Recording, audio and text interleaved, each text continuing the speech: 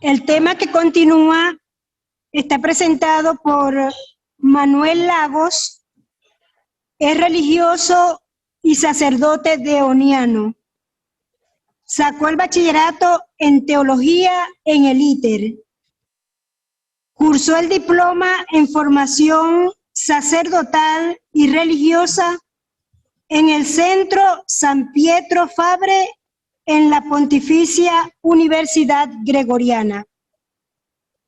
Es psicólogo y terapeuta, egresado del Instituto de Psicología de la misma universidad.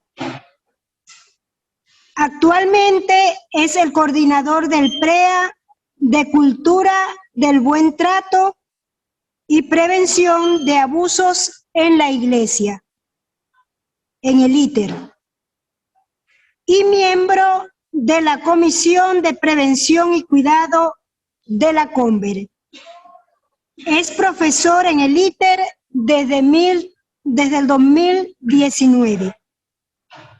Le dejo la palabra a Manuel.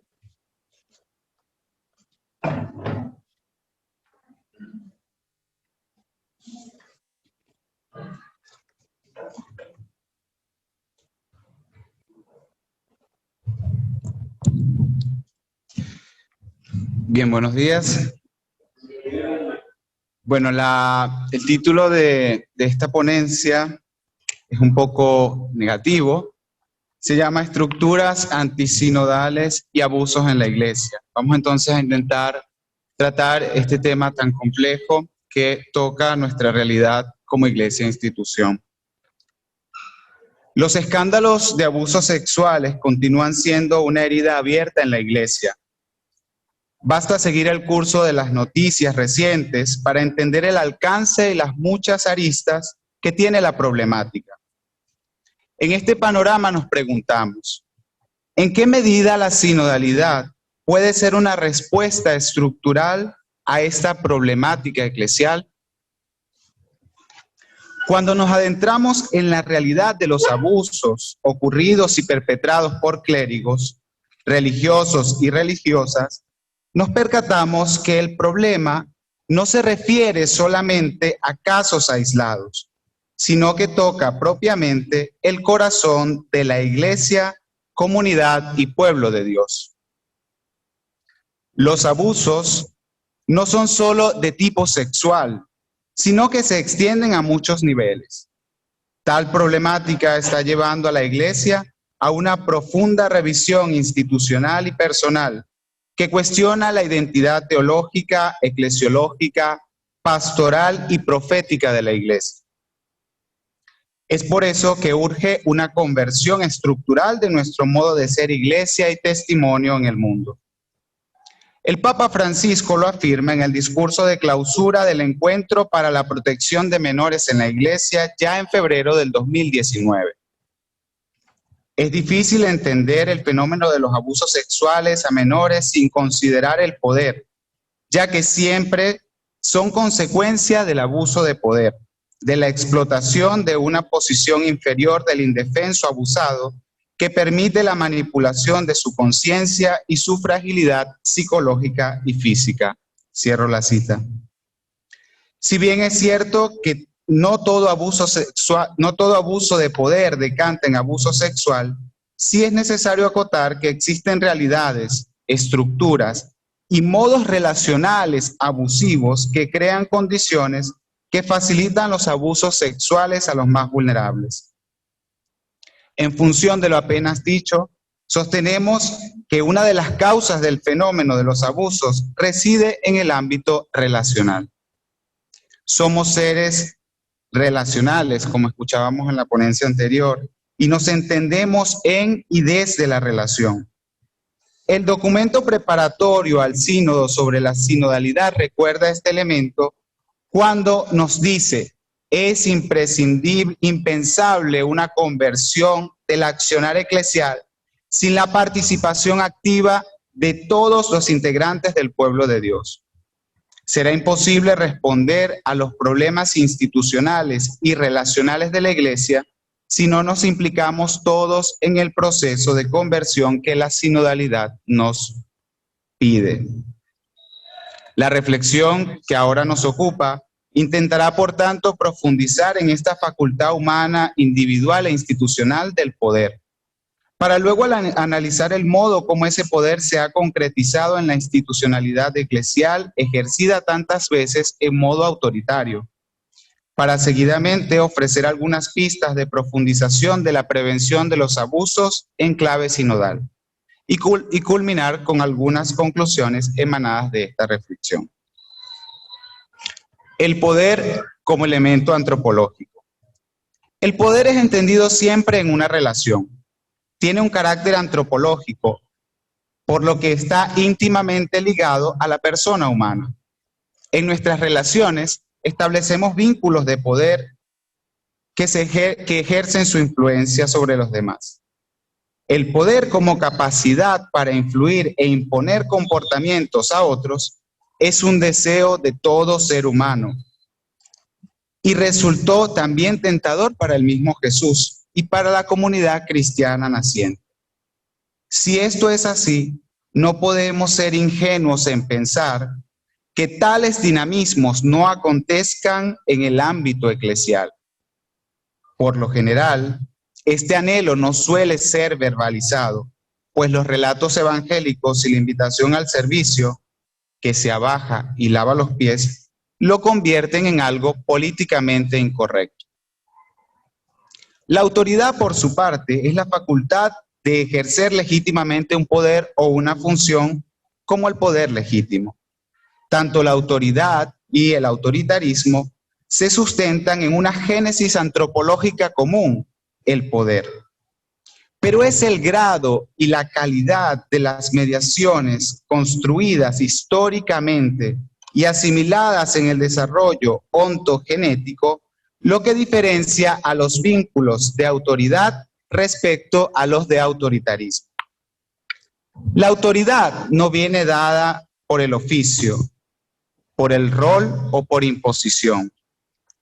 Es necesario que sea reconocida. Es una atribución comunitaria. En la Iglesia hablamos, por tanto, de abusos de poder cuando la autoridad se convierte en una coacción o imposición hacia otro, por lo general más vulnerable con respecto a aquel que ejerce el poder. Cuando esto ocurre, se deslegitima la autoridad. Cuando las mediaciones de poder son las únicas utilizadas para relacionarse, las relaciones se corrompen. El poder queda centralizado y se manipulan las dinámicas relacionales en favor de unos pocos. Si el poder reclama una relación, es en esta relación donde se establecen vínculos de asimetría. El que está en una posición de poder debe ser consciente de ello y debe reconocer su responsabilidad delante de aquellos de frente a los que lo ejerce. A nuestro modo de ver, resulta un tanto ingenuo y a la vez peligroso pretender eliminar la asimetría en las relaciones. El mismo Jesús estableció relaciones asimétricas con sus discípulos que le reconocían como el Maestro. Pero la novedad está que no las utilizaba o que no utilizaba su asimetría como coacción o imposición. Por tanto, resulta un tanto artificioso eliminar la asimetría que se establece al entrar en relación. Por su parte, se suelen hablar de relaciones horizontales. Si entendemos la horizontalidad como aquel tipo de relación que elimina las diferencias y establece un único modo de situarse válido para todos, suprimiendo la diversidad, tampoco correspondería a la dinámica relacional que nos plantea la sinodalidad. Si entendemos, en cambio, la horizontalidad como aquel plano en el cual estamos todos y del cual cada uno, con su ministerio y carisma particular, se pone al mismo nivel relacional para dialogar, discernir y escuchar, adquiriría más sentido la horizontalidad de las relaciones en la dinámica sinodal. Algunos elementos de un modelo cultural y teológico institucional. El análisis contemporáneo y la comprensión de los abusos en la Iglesia sostiene que La crisis de los abusos tiene su raíz en disfunciones sistémicas del modelo institucional que viene calificado como un modelo fracasado y poco saludable. Tal interpretación invita a una necesaria reforma eclesial en el rescate de las enseñanzas del Vaticano II. Si esto es así, es menester buscar las causas en elementos teológicos y sistémicos de la Iglesia. El problema de los abusos plantea grandes desafíos para la Iglesia de hoy por su carácter multifactorial y consecuencias diversas según sea el caso. Algunos informes elaborados sobre abusos sexuales van por esta línea. Aunque los informes han sido de naturaleza diversa y según contextos nacionales, existe una gran similitud de resultados. Solo por nombrar algunos países donde se han realizado estos informes: en Canadá, Irlanda, Reino Unido, Nueva Zelanda, Chile, etc. El estudio alemán, publicado en el 2018, llevado a cabo por investigadores de universidades y centros de salud, encargado por la Conferencia Episcopal Alemana, y el informe presentado por la Royal Commission into Institutional Response to Child Sexual Abuse de Australia, que se refería a los casos de abuso entre 1950 y 2017. Coincidían en algunos elementos comunes en el caso del abuso en las instituciones religiosas. El informe de Australia señala, entre otros factores relevantes de tal fracaso institucional que conforman un conjunto estrechamente interconectado, se encuentran factores teológicos, incluida la imaginería patriarcal de Dios, la teología de la Iglesia y del sacerdocio, la cultura clerical, la estructura organizacional y el gobierno de la Iglesia, las limitaciones del derecho canónico, el celibato, la selección y la formación inicial de clérigos y religiosos para el ministerio, la supervisión, apoyo y formación continua de personas en el ministerio pastoral, en general, una cultura de secreto en la Iglesia. Fin de la cita. Pasamos a ver el ejercicio del poder en algunas estructuras eclesiales. Las estructuras deberían expresar en modo institucional la naturaleza sinodal de la Iglesia. Suelen entenderse las estructuras como formas prácticas de organización para realizar eficazmente actividades en la comunidad. Las hay de tipo jurídicas, administrativas, formativas y pastorales. En este sentido, las estructuras no pueden estar sobre la Iglesia, sino al servicio de esta. El documento de la Comisión Teológica Internacional, La sinodalidad en la vida y en la misión de la Iglesia, nos recuerda algunas estructuras sinodales ya presentes en la Iglesia. Dice que existe el sínodo diocesano, la curia diocesana, el colegio de los consultores, el capítulo de los canónigos y el consejo de los asuntos económicos, las conferencias episcopales, etc. Las estructuras, según esto, están dadas.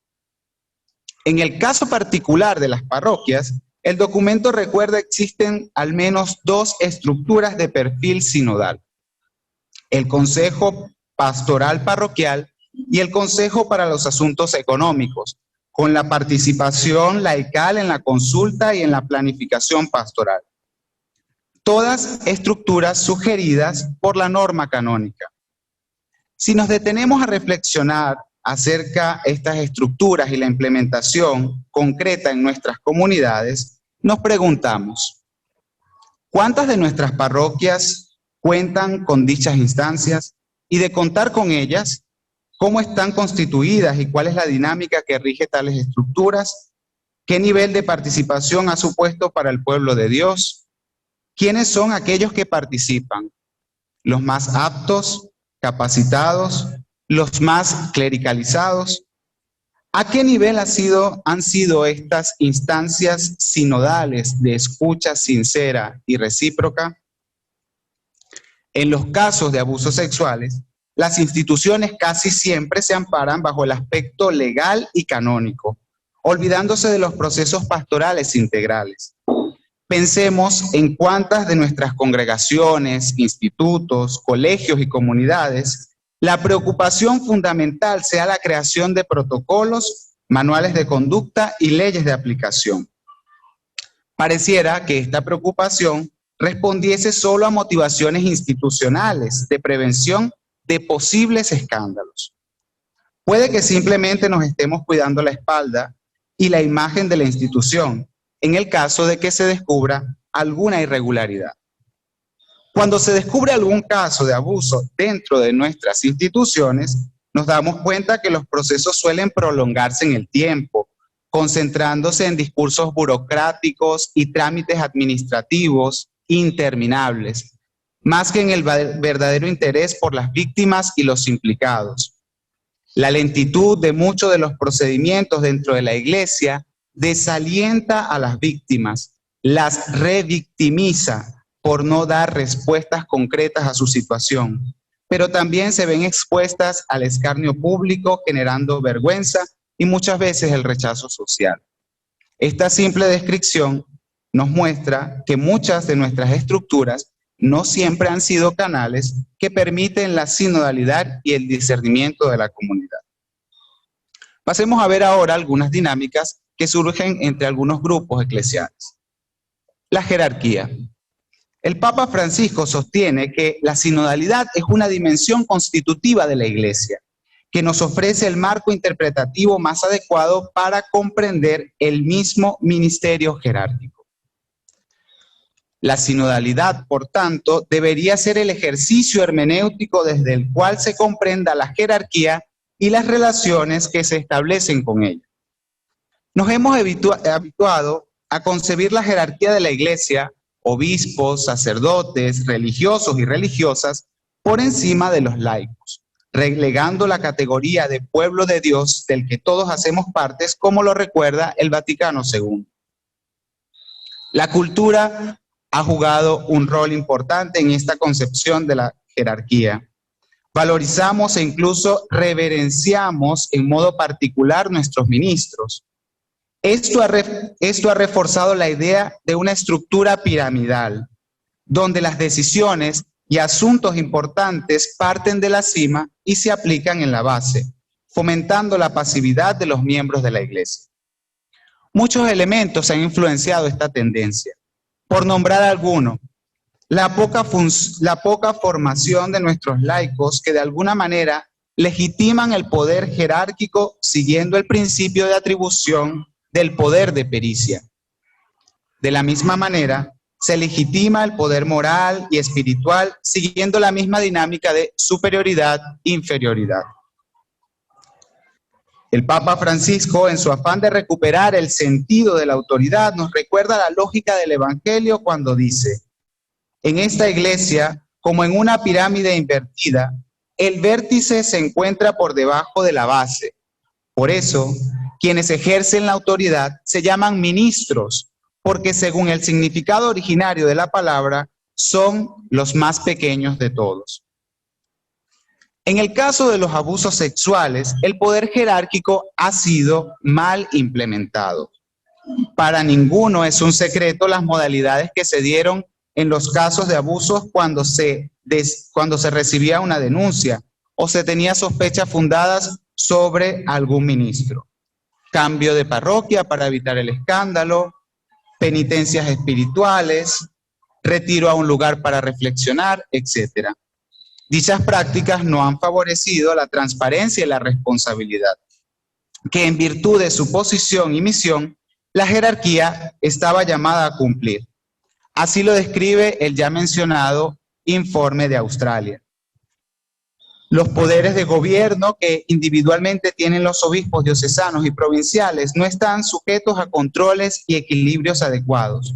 Los obispos diocesanos no han sido suficientemente responsables ante ningún otro órgano por su toma de decisiones en el manejo de denuncias de abuso infantil o supuestos perpetradores. No ha habido ningún requisito para que sus decisiones sean transparentes o estén sujetas al debido proceso. Las consecuencias trágicas de esta rendición de cuentas se han visto en las fallas de quienes tienen la autoridad en la Iglesia Católica para responder adecuadamente a las acusaciones de abuso sexual infantil. Fin de la cita. Cuando la cultura del secreto ha favorecido esta mala gestión del poder jerárquico. La toma de decisiones, la resolución de problemas y conflictos que afectan a la comunidad está en manos de unos pocos. El encubrimiento en las faltas cometidas por miembros de la Iglesia es una realidad aún presente. Algunos sectores aún pretenden mantener el prestigio y la imagen intacta de la Iglesia como sociedad perfecta. Según una reciente encuesta, la Iglesia en Venezuela goza de un 60.6% de aprobación de confianza por parte de la población, situándose como la institución con mayor credibilidad en el país. ¿Acaso tenemos miedo de perder este estatus y de mantener sin mancha la imagen de la institución confrontando los problemas? ¿A precio de qué nos mantenemos en silencio, pasividad e indiferencia? Otro factor que toca el ámbito jerárquico es el clericalismo, fuertemente combatido por el Papa Francisco, quien lo relaciona con las causas de los abusos sexuales de poder, de conciencia y espiritual cometidos por clérigos y personas consagradas. El Papa sostiene, el clericalismo es aquella actitud que no solo anula la personalidad de los cristianos, sino que tiene una tendencia a disminuir y desvalorizar la gracia bautismal que el Espíritu Santo puso en el corazón de nuestra gente. El clericalismo, favorecido sea por los propios sacerdotes como por los laicos, genera una escisión en el cuerpo eclesial que beneficia y ayuda a perpetuar muchos de los males que hoy denunciamos. Decir no al clericalismo es decir enérgicamente no a cualquier forma de clerical. Decir no al abuso es decir enérgicamente no a cualquier forma de clericalismo. Cierro la cita. En el ámbito relacional, el clericalismo adquiere diversas formas. De parte del clérigo, que se siente elegido con una vocación especial, extraordinaria o superior, y en función de ella, se posiciona por encima de los fieles. Esto le hace otorgarse el derecho de maltratar a su feligresía, de ser autoritario, tener la última palabra o quizás la única en la comunidad, justificar el maltrato y la posición de privilegio que en función de su ser sacerdote se adjudica. Es también cierto que influye mucho la dinámica personal y relacional de la persona del sacerdote. Quienes sufren de este mal, por lo general suelen ser personas poco empáticas y con rasgos narcisistas marcados. Algunas actitudes del clericalismo se han instalado en el subconsciente de nuestras comunidades.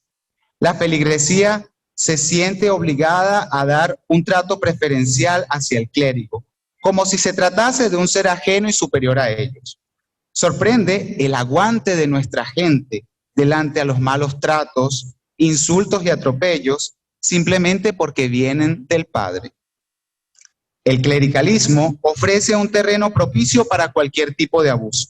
En el caso del abuso de poder, el clérigo usa su ministerio para imponer o coaccionar en función de su rol y colocarse en posición de ventaja sobre otro. Poco a poco se llega a la imposición, seducción, manipulación, chantaje de tipo moral y afectivo en función de su rol, responsabilidad y misión conferida, suprimiendo en el otro toda posibilidad de negarse a protestar ante la solicitud abusiva. En los líderes religiosos, esta manipulación recae sobre su feligresía, que busca consolaciones espirituales y se fían en sus ministros. Cuando se combinan esta debilidad psíquica con el poder sagrado, resulta una combinación muy peligrosa que causa grandes confusiones a nivel espiritual y en el interior de la persona. Esta dinámica es siempre creciente hasta incluso llegar al abuso de poder.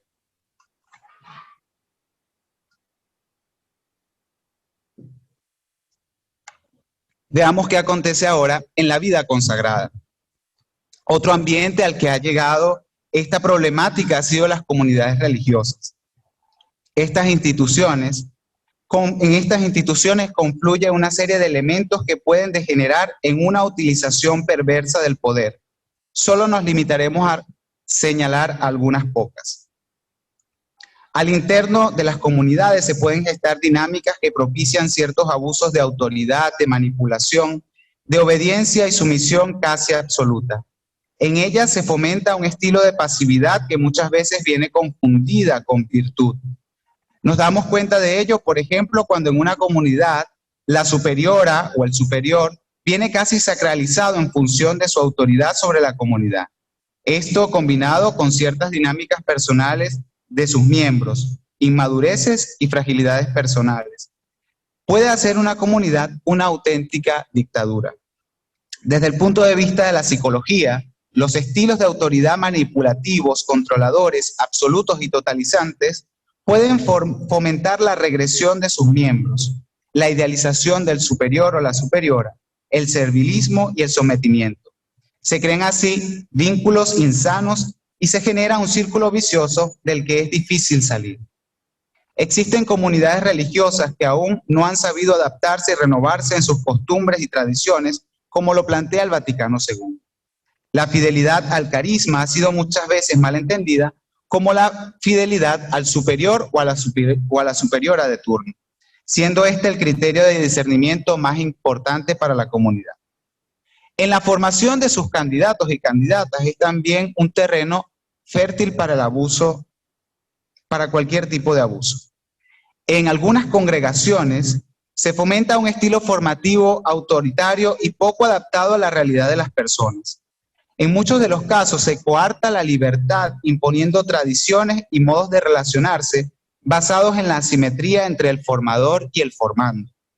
Nos sorprende ver personas adultas que regresionan a etapas pasadas del desarrollo cuando entran en la vida religiosa. Este tipo de estilo formativo agudiza más la inmadurez afectiva y relacional de los candidatos y candidatas, al hacerlos dependientes de los condicionamientos del ambiente y de la autoridad. El clericalismo y el mal uso de la asimetría de poder se refleja también en el trato de algunos ministros frente a las religiosas. Muchos ministros conciben a las comunidades femeninas al servicio del presbiterio, imponiendo casi el deber de estar sometidas a ellos, sin tomar en consideración las relaciones recíprocas entre iguales. Actitudes de este tipo generan condiciones propicias para los abusos de conciencia espiritual que se pueden dar entre los sacerdotes y las religiosas. Los laicos. El Concilio Vaticano II ha salvaguardado la categoría fundamental de pueblo de Dios, que entiende por laicos, religiosos y clérigos. No obstante, esta categoría aún no se ha asumido del todo. Se percibe una cierta clericalización de los laicos, una falta de confianza y promoción hacia el rol de liderazgo significativo en la Iglesia. Los abusos suelen tener su resonancia en ellos, que sin llegar a ser del todo sexuales, se vulneran sus derechos como personas. En ellos se percibe de la misma manera actitudes abusivas delante a los demás fieles. Algunos de nuestros laicos más cercanos y colaboradores abusan de ciertas actitudes de arrogancia y superioridad hacia el resto de la feligresía, reclamando su cuota de poder en la comunidad. Por tanto, también en ellos reside la tentación del poder. No es por caso que el reciente dicasterio para los laicos, familia y la vida ha promulgado un decreto general que regula la duración de los mandatos de los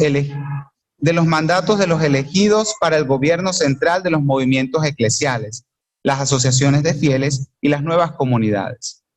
Es un paso significativo que marca el estilo de aquellos que asumen la responsabilidad en la Iglesia. Esta breve presentación de algunos elementos del abuso en nuestras dinámicas relacionales intereclesiales nos lleva a preguntarnos acerca de la madurez de nuestras relaciones en la Iglesia y a superar la tentación de poder siempre presente en las instituciones. Cuarto punto, la dimensión preventiva de la sinodalidad. Suele entenderse el término prevención como una forma anticipatoria de algo malo por suceder. En sintonía con la sinodalidad, nos gustaría pensar la prevención desde una concepción más positiva, como el ejercicio de caminar juntos desde relaciones sanas, fraternas y no disfuncionales. La prevención, en esta óptica, significaría un continuo ejercicio de desprendimiento de modos relacionales malsanos para asumir nuevas formas de relación fraterna. Esto solo es posible si empezamos a fomentar una cultura nueva en la que prevalezca el buen trato, en la que salva nuestras diferencias y particularidades y nos sumerja en una dinámica distinta de fraternidad.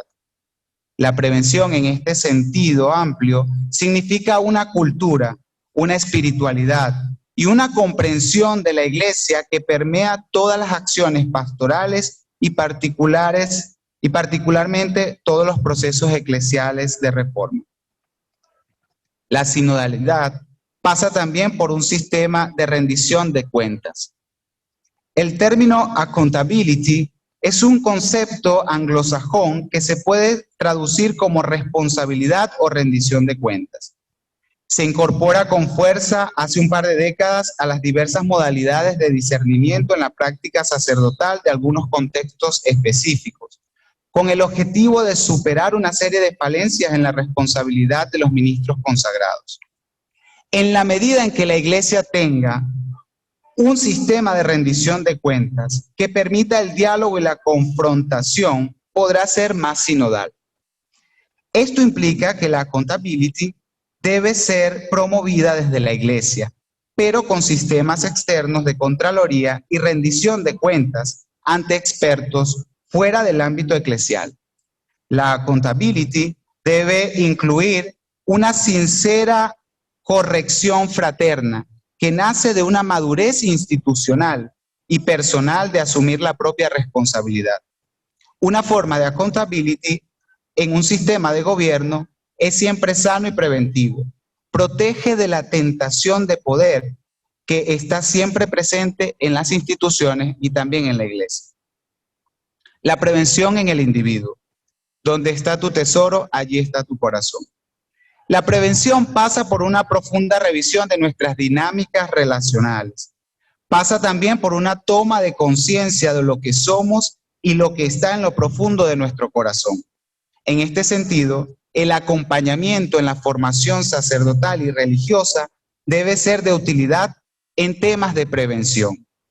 La formación sacerdotal y religiosa, desde sus estructuras y planes de formación, debería tocar la intimidad de la persona humana, sobre todo ayudando al joven a adquirir un conocimiento personal y profundo de sí mismo, desde una conciencia directa de su propio corazón, sus fortalezas y sus debilidades.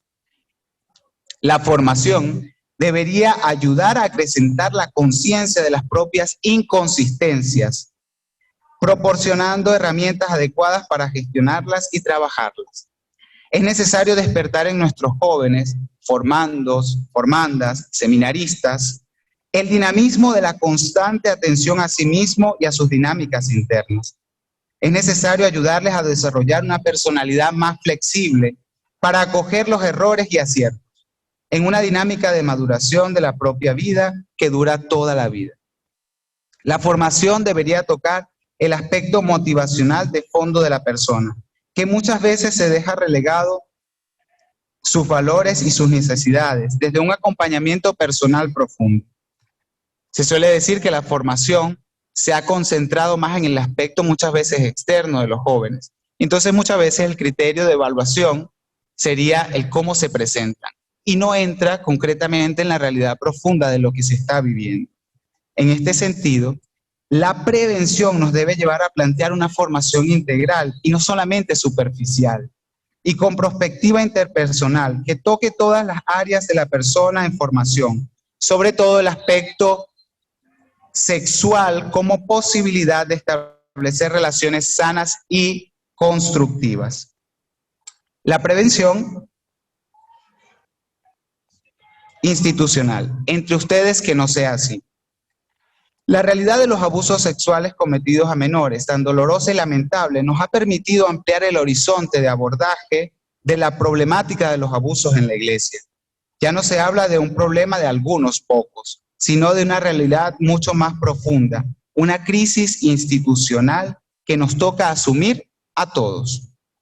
Hoy podemos hablar con propiedad de una crisis sistémica, porque es el sistema de relaciones que se establecen en la institución lo que se ha corrompido y ha permitido los abusos. Es el ambiente y la dinámica eclesial donde se han gestado y acontecido y encubierto los abusos de poder, de conciencia espiritual y sexual. Nosotros mismos quizás hemos entrado en una cultura del encubrimiento, de adaptación y de conformidad con los abusos. Nos ha podido más el miedo al daño que pueda causar a la iglesia institución que la preocupación por el bienestar y la dignidad de los afectados. Algunas conclusiones hacia un nuevo paradigma de prevención. Para avanzar en la prevención, creemos sea necesario la creación de comisiones efectivas que estén conformadas por un equipo interdisciplinar, donde la dinámica sinodal sea patente, con realidades horizontales y desde una mística relacional evangélica. No podemos trabajar solos. La prevención implica una renuncia a antiguas estructuras y a los propios intereses. Si queremos que la sinodalidad acontezca, debemos también nosotros renunciar a nuestros propios esquemas para poder construir el sueño de Dios, que todos seamos uno. Las comisiones no deben responder solamente al requisito legalista institucional. No pueden ser comisiones que se quedan en el papel y en la mera formalidad. Las comisiones deberían ser verdaderas promotoras de buen trato y de modos de relacionarse más evangélicos, que sean espacios de escucha, reflexión y de trabajo sincero por las víctimas, sus familias, los victimarios y el entorno donde se han generado los abusos. La escucha debería ser el elemento esencial de la prevención. Dedicar tiempo a escuchar a aquellos que no tienen voz en este momento. Si la sinodalidad es escucha, pues hagamos silencio para poder oír el clamor de tantos hermanos y hermanas nuestros a los que se les silencia. Lo afirma el Papa Francisco. Una iglesia sinodal es una iglesia de la escucha, con la conciencia de que escuchar es más que oír. Es una escucha recíproca en la cual cada uno tiene algo que aprender. Pueblo fiel, colegio episcopal, obispo de Roma. Uno en escucha de los otros y todos en escucha del Espíritu Santo, el Espíritu de la verdad, para conocer lo que Él dice a las iglesias. En este sentido, la sinodalidad debería abrir caminos de sanación y de justicia con las víctimas y sus familiares. Tenemos la posibilidad de que esto acontezca, de que la sinodalidad en la prevención de los abusos acontezca en nuestra iglesia venezolana. No temamos a invertir en la prevención. Enfrentemos los desafíos que se nos presenta con transparencia, fraternidad y responsabilidad. No esperemos que se den los escándalos para reaccionar. Abramos caminos de prevención en todos nuestros espacios eclesiales. Restituyamos la dignidad a nuestro pueblo tan golpeado y maltratado, incluso por nuestra propia iglesia. Aprovechemos este tiempo para seguir las mociones por las cuales el Espíritu nos está llevando. Lo recuerda una vez más el Papa Francisco. El tema de la sinodalidad no es el problema de la sinodalidad no es el capítulo de un tratado de eclesiología, y menos aún una moda, un eslogan, o el nuevo término a utilizar o a manipular en nuestras reuniones. No, la sinodalidad expresa la naturaleza de la iglesia, su forma, su estilo, su misión. Y así hablamos de iglesia sinodal, evitando, sin embargo, considerarlo como un título entre otros, una forma de pensarla con alternativas. Fin de la cita. Y para finalizar, quisiera agradecer al ITER, que ha permitido que por primera vez en la Facultad de Teología de la UCAP se realizara el programa de Cultura del Buen Trato y Prevención de Abusos en la Iglesia. Está resultando una experiencia muy interesante y enriquecedora, y sobre todo novedosa para todos aquellos que estamos participando. Todos estamos aprendiendo en el camino, y eso nos motiva a no dejar de soñar. Mil gracias por brindar todos los medios posibles para que este proyecto de la Conver se pudiera realizar. De parte del cuerpo docente del programa también se los agradecemos de corazón. Creemos que es un ejemplo de que es posible ir dando pasos en pro de la prevención. Estamos convencidos que con el trabajo y la colaboración de todos podemos seguir caminando en beneficio de una iglesia renovada, de ambientes seguros por los más vulnerables y de relaciones sanas en las que todos crezcamos en fidelidad al Evangelio. Muchas gracias.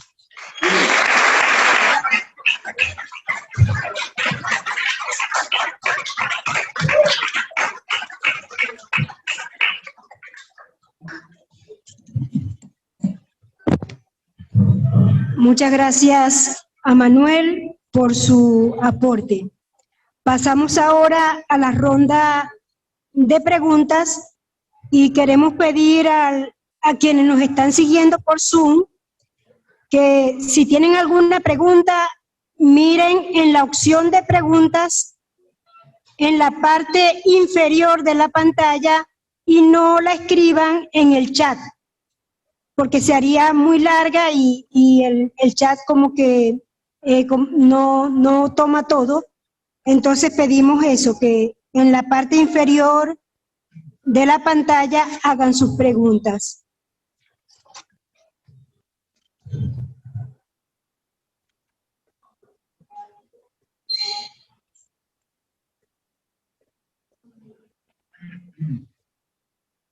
Los dos ponentes anteriores, Mirla y Alexander, se fueron. Entonces las preguntas serían para Manuel.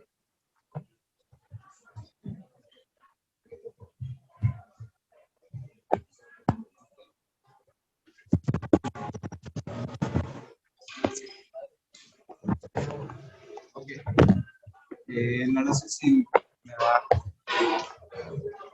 ¿Cuáles son las bases que necesitamos para fundar la convivencia humana en Venezuela? Que vemos la importancia de tocar todo. Este es para aquello, la sinodalidad, lograr cultura donde el ser humano. Ok, voy clasificando un poco. Ahí tiene una cosa. Ok. Sí. ¿Cómo abordar las cosas del mundo como cristianos si no estamos de acuerdo con ellos?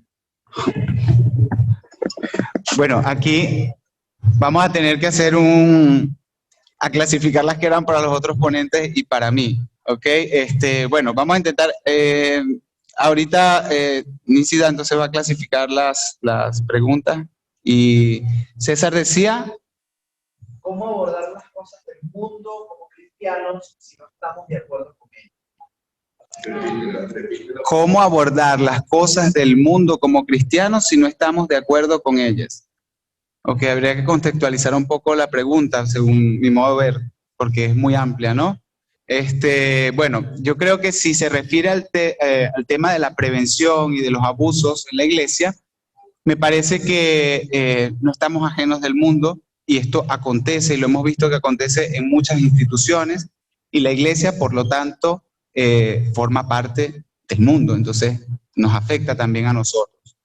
Hay algunos que señalan que hay que evitar un poco estar en esta dicotomía entre el mundo, la iglesia, ¿no? Sino entendernos como una misma cosa, o sea, una misma humanidad. Es verdad que la iglesia tiene que o su misión es dar un mensaje diferente, el mensaje del Evangelio, pues yo diría que evitar un poco esta dicotomía de decir, o esta contraposición, o este dualismo de iglesia-mundo, ¿no? Porque esto no nos permitiría el diálogo muchas veces con la sociedad. Jesús Hernández. Ok, ¿qué tanto el cambio de estructura es de la conciencia y de tanto es el de las funciones administrativas? Ok. A ver, lo que en el estudio actual y en la reflexión actual sobre esto, ¿no? Sobre la crisis sistémica de la que les comentaba, evidentemente se critican muchas cosas. Por ejemplo, una cosa de las que más se critican es los cargos vitalicios que están muchas veces en la iglesia, ¿no? Es decir, no hay una alternabilidad de poder, o sea, no se alternan los poderes. En el ámbito quizás civil, por ejemplo, si tú no haces bien tu trabajo, te destituyen de tu trabajo. En el ámbito eclesial, pues muchas veces esto no sucede.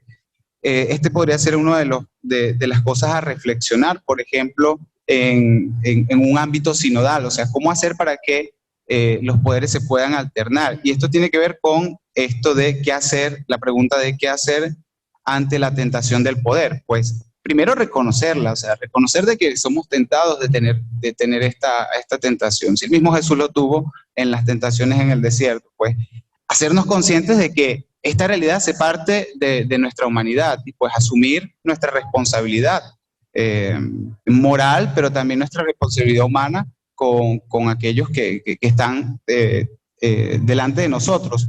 Yo creo que todos aquí tenemos algún cierto tipo de liderazgo y de responsabilidad delante de algún grupo, algunas personas. Entonces, asumir y ser conscientes de que también nosotros estamos tentados al poder, pues es un primer paso.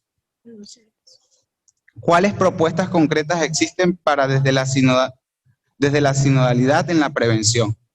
Pues una de las propuestas que les decía, pues es esta, crear comisiones. Fíjense, en algunos países se están creando comisiones externas a la iglesia y esto va en relación con el tema de la accountability. Por ejemplo, en Portugal se ha creado una comisión externa a la iglesia que pueda ejercer un poco de quizás contraloría, no diría contraloría, sino como revisión de lo que ha sucedido en la iglesia. Los informes que han salido últimamente han venido de comisiones creadas por expertos fuera de la iglesia. Porque ¿qué pasa? Cuando se crean dentro de la iglesia, pues también caemos en la tentación un poco de digamos, manipulación. O no vendría visto como una cosa imparcial, sino como que, bueno, en la iglesia nos pagamos y nos damos el vuelto nosotros mismos, ¿no? Esto yo creo que podría ser una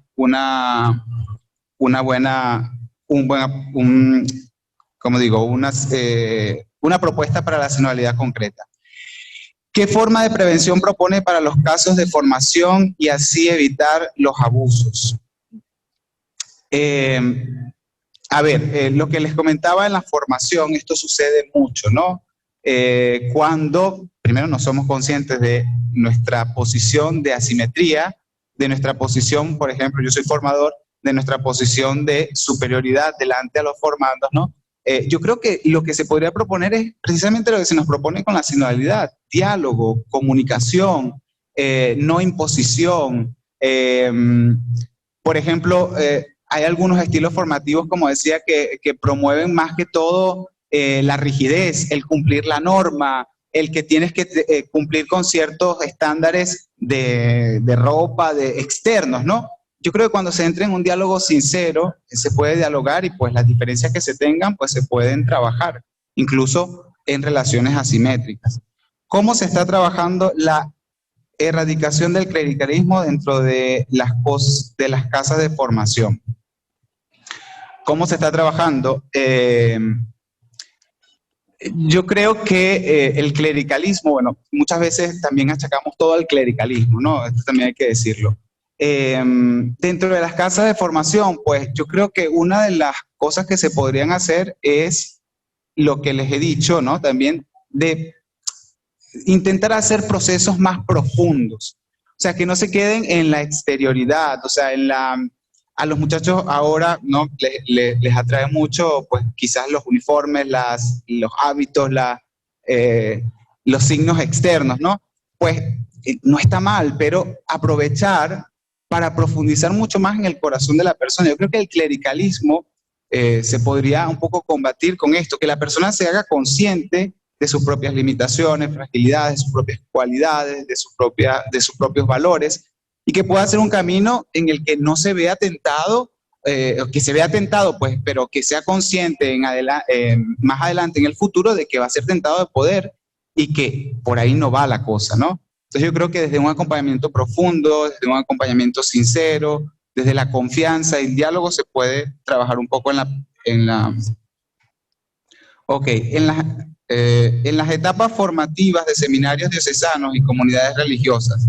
¿Cómo sensibilizar a una mayor conciencia respecto a la cuestión de la prevención de abusos de poder y toda forma de abuso? Gracias, un saludo. Padre Carlos Luis Suárez, desde Roma. Ok. ¿Cómo sensibilizar? A ver, yo creo que primero hay que empezar a hablar de esto. O sea, uno dice, de lo que no se habla, no existe. Yo como psicólogo digo, de lo que no se habla, no es que no exista, a veces lo que no se dice es lo que más dice, ¿no? Cuando en el lenguaje no hablado, pues se dicen muchas cosas más de las que se dicen en el lenguaje verbal. Entonces, si empezamos a hablar de esto, si empezamos en nuestras casas de formación y religiosas a tratar con seriedad nuestras relaciones, ¿no? A tratar con seriedad cómo nos relacionamos, cómo nos ponemos delante al otro, que mira, que si alguna vez se me sale mi carácter, pues se me sale, pues tener también la humildad y la sencillez de pues, pedir perdón, de pedir disculpas, de que en las casas de formaciones no se vea como que, bueno, el superior es el superior y nosotros somos el perraje, que cuando lleguemos a ser superiores, pues vamos a ser más duros que este, ¿no? Yo creo que son cositas que uno puede ir construyendo en las casas de formación. Y luego, de parte de aquellos que tienen el rol y la misión de la formación, pues ser conscientes de que hay estilos formativos que ahorita no ayudan. Por ejemplo, escuché de un caso que en una casa de formación, por ejemplo, se les quitaba el celular a las muchachas porque era femenina, se les controlaba el correo electrónico, las llamadas que se les hacían, la madre tenía que estar escuchando. Entonces uno dice, estos estilos formativos quizás en un tiempo funcionaron y dieron cierta estructura a las personas, pero hoy en día, o sea, cuando hablamos de libertad, de crecer en libertad, o sea, el día de mañana que no esté la superiora, pues la muchacha va a hablar, va a escribir, va a llamar al que quiera, ¿no? Si ese es el peligro que corren o que están cuidando, ¿no? Entonces yo creo que los estilos formativos van a marcar mucho el estilo de sinodalidad también en las casas de formación. ¿Qué forma de formación propone para las vocaciones adultas para no crear la dependencia que comentó? Ok. Yo estoy convencido de que, a ver, mientras más adulto es más difícil a veces un poco trabajarse, ¿no? El cambio siempre es posible, pero yo creo que desde las primeras etapas hay que comenzarse a trabajar en esto. O sea, comenzarse a trabajar en temas de sexualidad, de relaciones, que muchas veces nos conformamos con simples charlas, talleres, y decimos ya cumplimos con el requisito de hablar de la sexualidad. Yo creo que es necesario pues tocarlo, hablarlo en la formación. Para las personas adultas pues también de la misma manera. O sea, las personas adultas quizás que ya han vivido una vida, a lo mejor los propios sacerdotes que ya tienen tiempo, ¿no? Y que tienen ciertas dificultades, pues todas estas dificultades siempre es buen momento para trabajarlas, buscar ayuda. No solamente a nivel psicológico, sino también a nivel espiritual. O sea, los directores espirituales pueden confrontar mucho algunas de nuestras actitudes que creemos que son normales, que creemos que son sanas. Si tenemos un verdadero acompañamiento continuo, yo creo que podría ayudarnos en hacer conciencia de de lo que somos y de lo que tenemos. ¿Por qué sigue la iglesia venezolana teniendo aprobación en medio de los abusos? Bueno, esta es una pregunta interesante, ¿no? La iglesia venezolana, evidentemente, nuestra gente nos quiere. Nosotros algunas veces aprovechamos de eso. Nos aprovechamos de eso, pero yo creo que también, como hablaban en el primer día, ¿no? El padre Toñi, me parece, todo esto tiene una historia. O sea, si la gente nos quiere, no es porque nos quiere y ya, sino tiene una historia, y una historia que hay que valorizar. Valorizando esto, con esta confianza que nos tiene la gente, pues en esa misma confianza tenemos que sincerarnos y empezar a hablar de estas realidades. ¿Ok? ¿Qué pasa? En Venezuela, si ustedes van a las noticias, hay pocas noticias de abusos sexuales en la iglesia. Habrá 2 o 3 noticias. Recientemente salió una de un colegio. Ok, son noticias aisladas.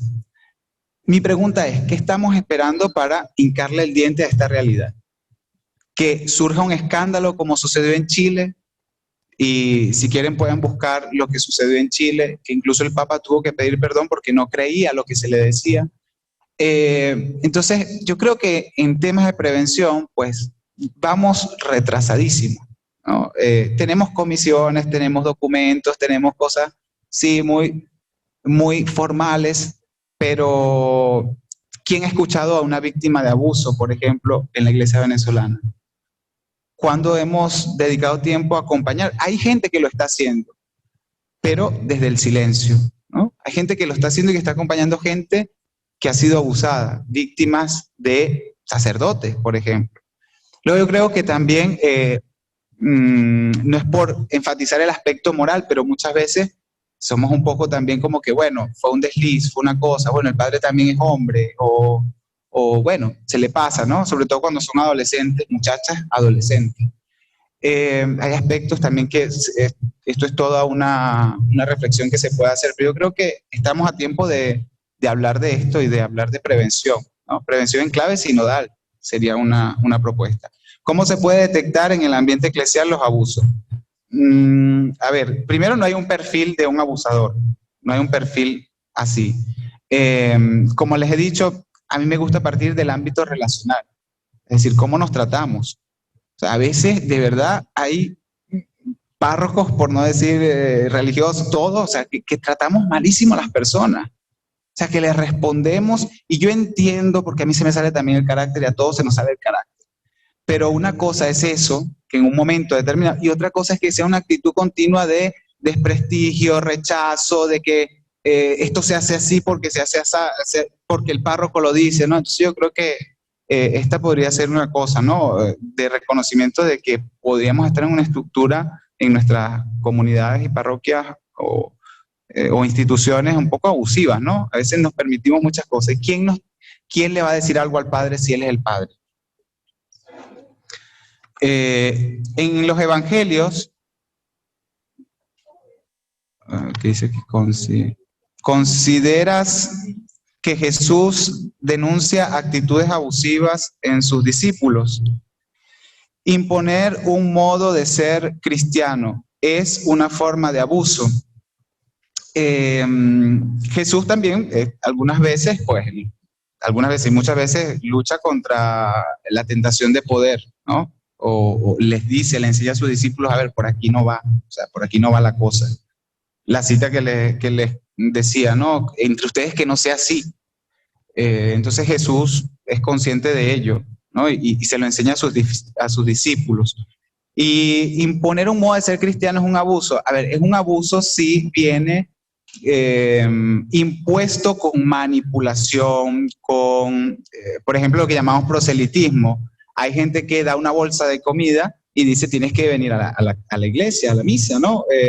Yo creo que eso es un abuso, o sea, es una imposición de una fe y de un ser cristiano por coacción.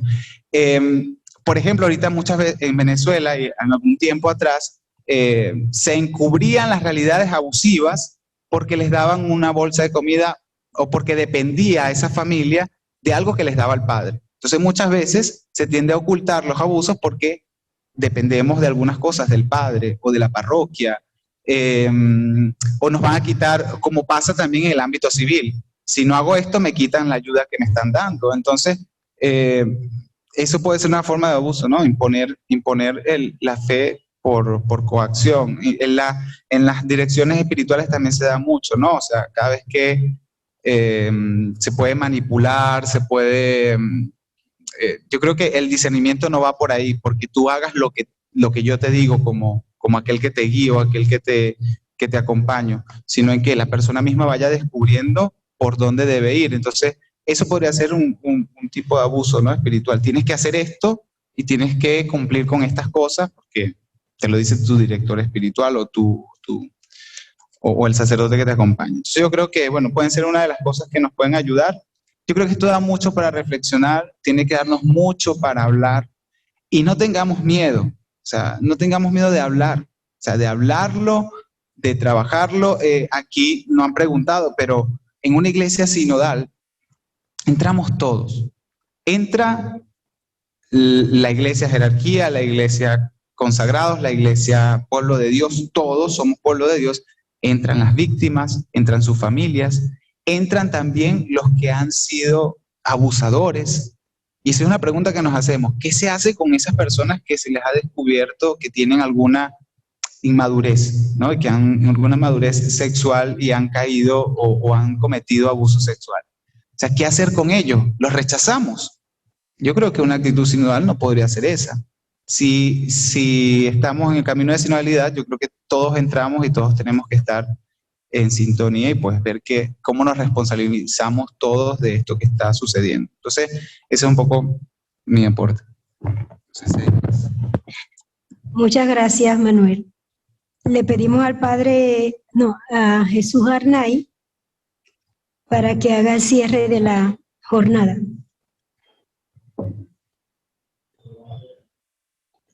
Él no es padre, ¿no? No, él es laico.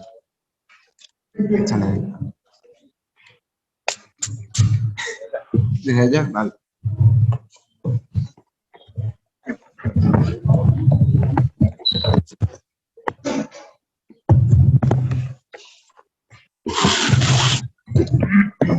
Buenos días.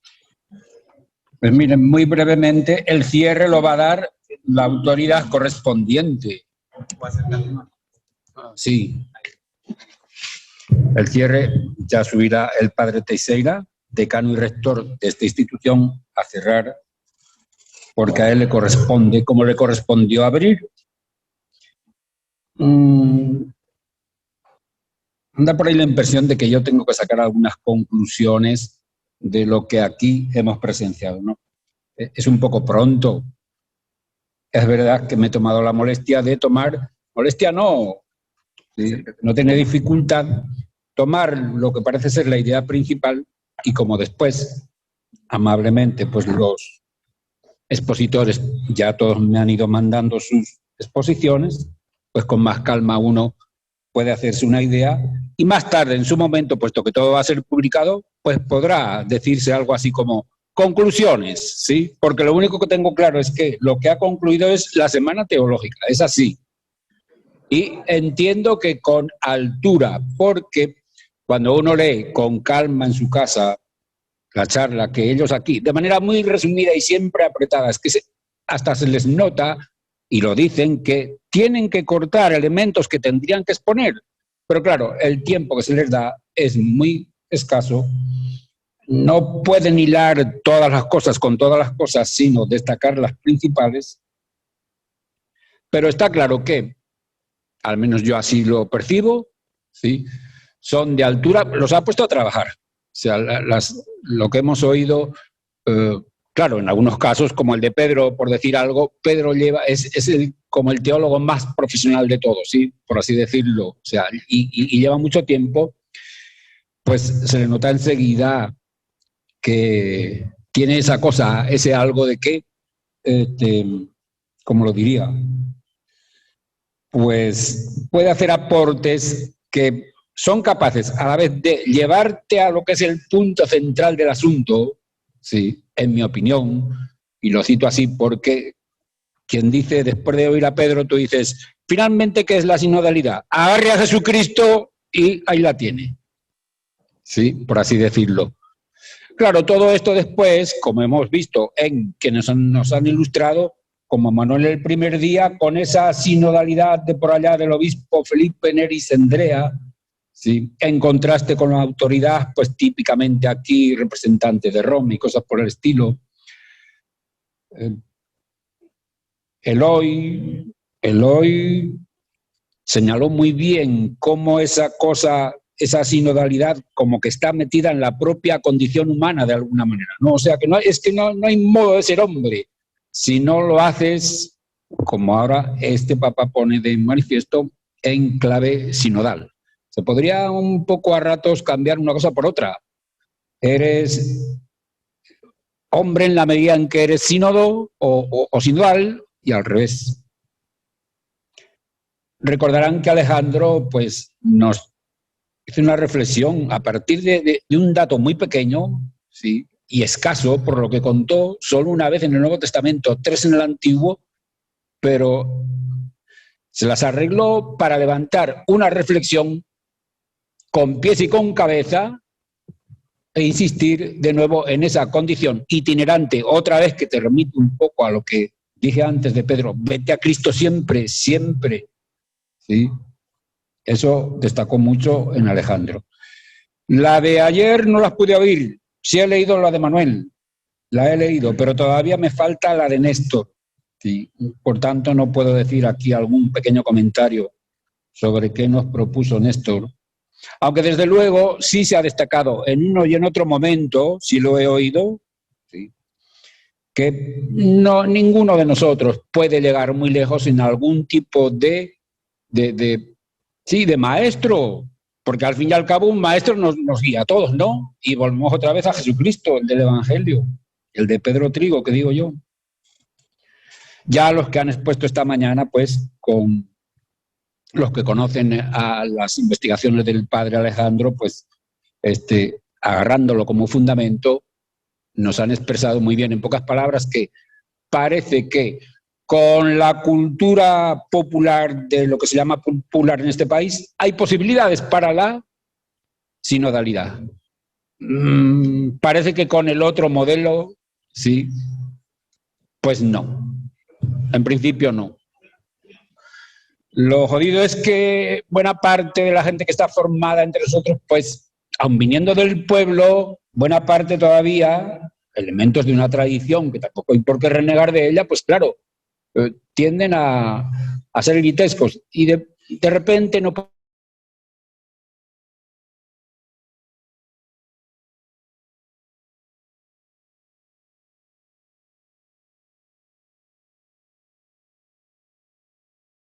un formador que pueda con las materias, o sea, es absurdo, ¿no? Pero bueno, parece que la conclusión que se puede sacar de esta y muy interesante pues exposición primera fue esa. Sí hay elementos en la cultura del pueblo de este país para construir sinodalidad. 2 cositas más para terminar, ¿sí? Es curioso, hasta donde yo estoy informado, y siempre la información es limitada, en nuestra tradición tan apegada a lo que el Papa es y supone. Permítame que diga que yo recuerdo a mis abuelos, a algunos de aquí de mis alumnos se lo he contado, yo recuerdo a mis abuelos, sobre todo al paterno, el Papa hablaba por la radio y mi abuelo se ponía de rodillas y se quitaba la boina. Y mientras hablaba el Papa, Pío XII, Juan XXIII. Después ya Pablo VI, creo que por lo menos mi abuelo materno ya no vivía, pero lo estoy viendo delante del Papa por la radio, no por la televisión, de rodillas. Y lo que diga el Papa. Estoy diciendo que algo de bueno tiene que haber también en unos dirán, bueno, culto y sumisión y toda esa, porque es que también está de moda, y no me digas que no, remarcar siempre lo negativo, pues, como si todo el oficio de un papa hubiera sido expresamente dedicado, que les quede claro que el que manda soy yo. O sea, ese oficio, y es lo que quiero destacar, es curioso cómo la persona, hasta donde estoy informado, que más está insistiendo hoy en la sinodalidad y que la ha puesto a rodar, y que la pide por aquí, y que la pide por allá, con paciencia, con calma, pero insistiendo siempre en ella, es el Papa Francisco, es que tiene riñones, ¿sí? Porque uno diría, sería, lo más lógico es que venga de, bueno, el pueblo organizado y las bases y nosotros. Yo fui también, no sé si ustedes, pero más de una vez cuando éramos novicios, y más que novicios, más de una vez hicimos protestas, solo por el puro gusto de echar vaina, pues. Que sí, bueno, entonces, hoy este Papa, además de América Latina, sí, pues es curioso cómo estando en el lugar del que podría, sin mucho esfuerzo, decir, miren, yo no me lo he inventado, pero si a alguien le han dado o se le reconoce un poder, ¿qué poder? Sí, aunque él mismo, y lo habrán visto alguna vez, cuando se va a dormir y tiene que dejar a la iglesia un poco desatendida de él, ya saben lo que hace, ¿no? ¿No lo han visto? Tiene una figurita de San José. ¿Saben cuál le digo? Para que la cuide a la iglesia mientras él está dormido. Y San José está cuidando al niño, pues que está dormido. Pues es el Papa, qué curioso, Francisco, sí. Me parece que este detalle tiene interés y es significativo. Ya para terminar, pues me parece que una de las conclusiones que se puede sacar es que el ITER está muy pilas con lo que está sucediendo en la Iglesia universal, pero también local, de lo que está pasando en la sociedad por el tipo de charlas y conferencias que hemos oído en estos días, sí, y que, bueno, al estar muy pilas, pues está acompañando con las posibilidades que él tiene, en este caso con sus formadores, que gastan tiempo para investigar y decirnos qué han estudiado y qué podemos aprender, pues para poner de su parte para la Iglesia de Venezuela, para la sociedad también de Venezuela, y está dando una muestra de que está al día, tiene las pilas puestas, y también parece que va a hacer más cosas para ir abriéndose un poco más cada día. Y ahora ya pues que venga el Padre Manuel.